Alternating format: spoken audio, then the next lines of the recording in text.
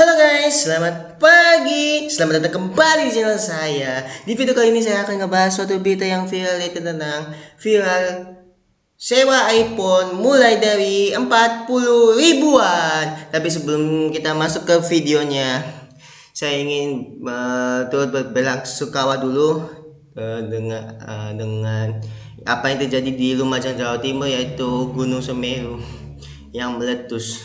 Gua nggak tahu tanggal berapa, tapi ya saya pray for Gunung Semeru, semoga diberikan kesabaran, semoga bencana ini cepat berlalu dan warga-warganya pun bisa beraktivitas lagi sedia kala.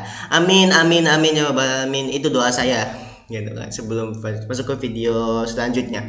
Oke, kita akan masuk ke video selanjutnya. Gitu lah. Musik dong, nggak ada musiknya.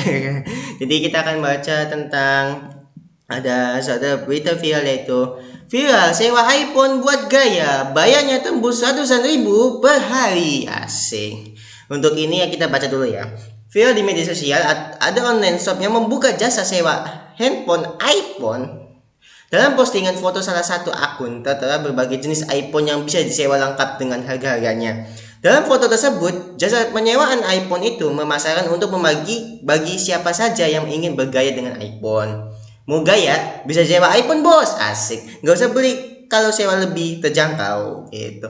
Monggo WA langsung, kata postingan dari akun Twitter TXT ini, mungkin menjaga privasi katanya. Terus harganya ditawarkan harganya pun bermacam-macam. Ada yang mulai dari 40.000 hingga 300.000 sampai 400.000 per hari. Jadi sewanya itu per hari, bukan per jam ataupun per menit ataupun per detik gitu kan.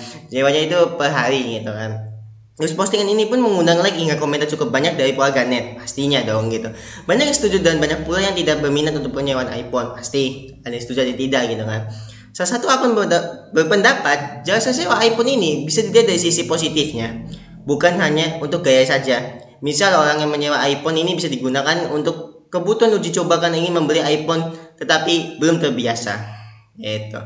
Ini mungkin komen-komenannya, mungkin yang masih ragu pakai iOS bisa uji coba dulu gitu kan. Seharian buat kebutuhan iPhone kalau upload story atau bisa buat konten review gadget. Asik. Ada yang memuji juga, pasti ada yang negatif juga dong pastinya. Mungkin bisa disewa buat yang mau traveling, mungkin yang mau traveling keluar kota, ataupun yang mungkin Jakarta mau ke Bali, mungkin Bali mau ke Jakarta, mungkin bisa jadi gitu kan. Terus ini netizennya tidak setuju, ya pasti ada yang tidak setuju. Karena apa ya, pasti nabung dulu. Ya kan, maksudnya misal harga iPhone 11 nya itu 19 juta. 19 juta dibagi 400.000, emang hitung-hitungan netizen hebat kata gitu.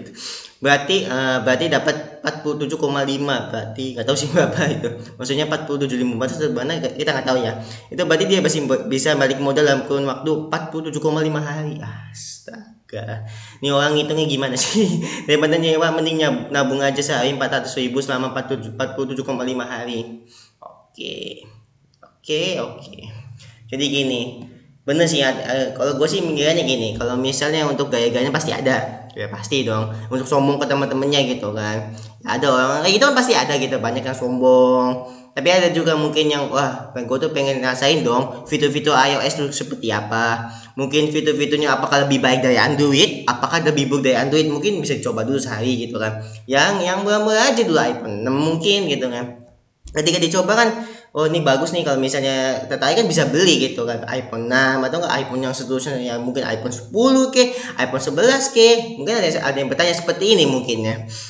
Kenapa nggak minjem aja ke temen? Ya temen mungkin kalau kata saya sih ya, mungkin ada privacy bro gitu tuh. Mungkin ada privacy, mungkin takut WA-nya dicolong, maksudnya WA-nya takut di komen-komen negatif juga mungkin ya, kita kan nggak tahu. Mungkin Facebooknya dibajak, mungkin Instagramnya gimana ya, kita bukan berarti nggak percaya sama bukan berarti kita nggak percaya sama temen, bukan. Tapi kan namanya orang kan mungkin punya iPhone cuma satu gitu kan, mungkin dia butuh juga kan, kita kan tidak tahu gitu kan.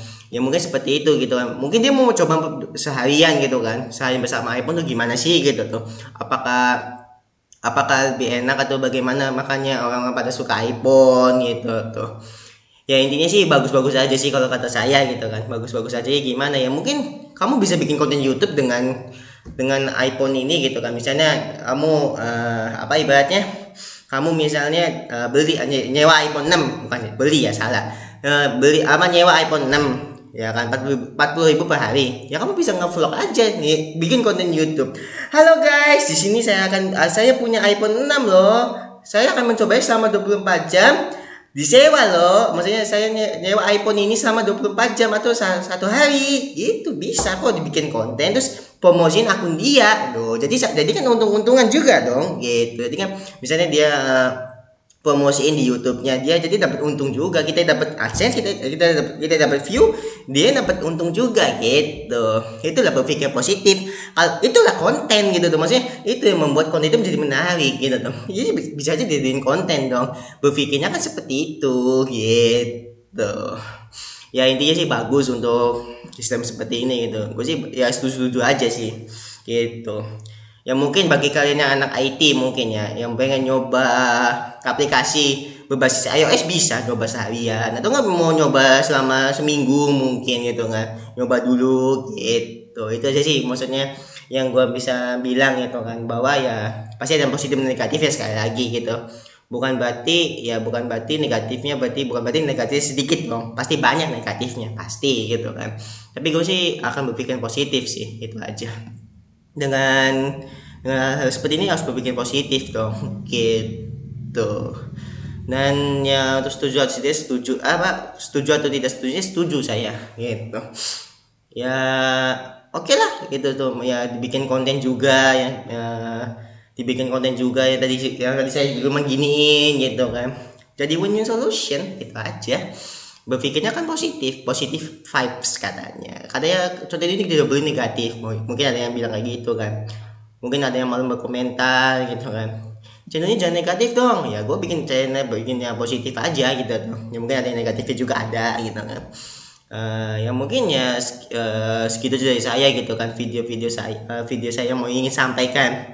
Ya mungkin bagi kalian yang nggak suka ya, mungkin kalian yang ingin mencoba fitur apa sih yang tidak ada di Android, mungkin bisa coba iPhone gitu. Itu aja sih, simple aja sih menurut saya sih, nggak cuma untuk gaya-gayaan juga, tapi kebanyakan orang nggak seperti itu gitu kan.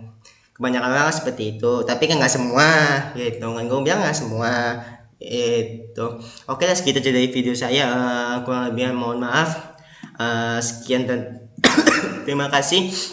Dan sampai jumpa lagi di video-video selanjutnya. Sampai jumpa di lain kesempatan.